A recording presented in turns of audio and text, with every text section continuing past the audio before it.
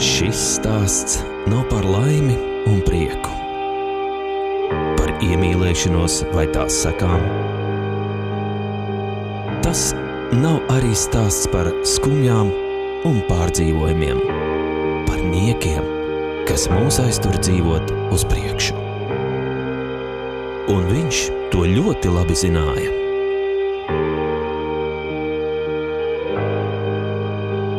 Viņš nevēlējās aizmirst notikušo, kā tas tika mācīts, un izlikties, ka nekas nav bijis, ka nav sāpējis.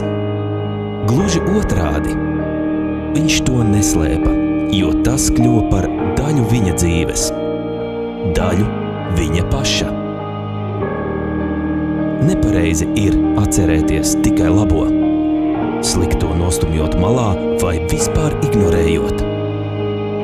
Daudzi tā dara, daudzi tā turpinās darīt, bet ne viņš, jo viņa prāts nav aizmiglots.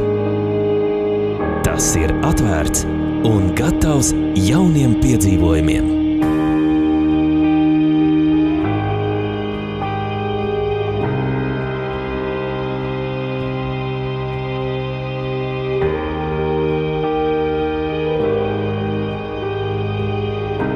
Bija daudz variantu, ko viņš pēc notikušā varēja darīt.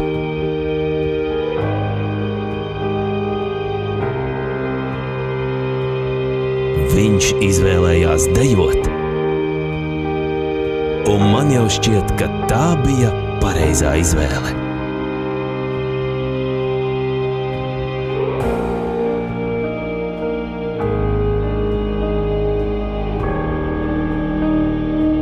Šis stāsts nav par aizmiršanu un ievainoto vietu slēpšanu.